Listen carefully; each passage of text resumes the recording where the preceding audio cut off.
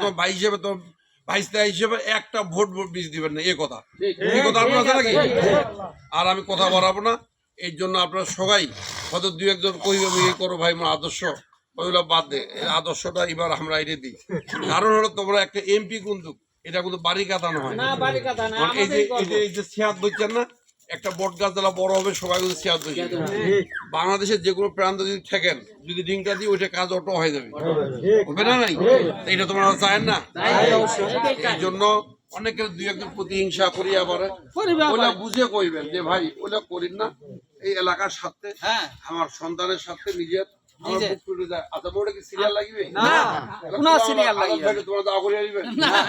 অনুমতি লাগে, তা অনুমতি পালে সিরিয়াল পান গেটে সন্দেহ, কি কথা? ঠিক আছে, বদনাম করতে চাই না, কিন্তু বাস্তবতা আমি তুলে ধরলাম, কি ঠিক আছে না? এই জন্য আমার দাবি আপনারা সবাইকে আজ থেকে বুঝাবেন, যে যেখানে আছেন আপনারা সবাইকে বুঝে বলবেন যে ভাই আমার লোকাল সন্তান, সে ভালো মন্দ যেটাই সেটা করে দাঁড়িপাল্লা আমাকে ভোট করবে, এই আহ্বান রাখে সবাই সুস্বাস্থ্য কামনা করে আপনারা আমার জন্য দোয়া করবেন। আল্লাহ যেন আমাকে সুস্থতার সহিত হকের উপর থাকে সঠিক নেতৃত্ব দেওয়ার তৌফিক দান করে। ইল্লা বিল্লাহ। আসসালামু আলাইকুম ওয়া রাহমাতুল্লাহ।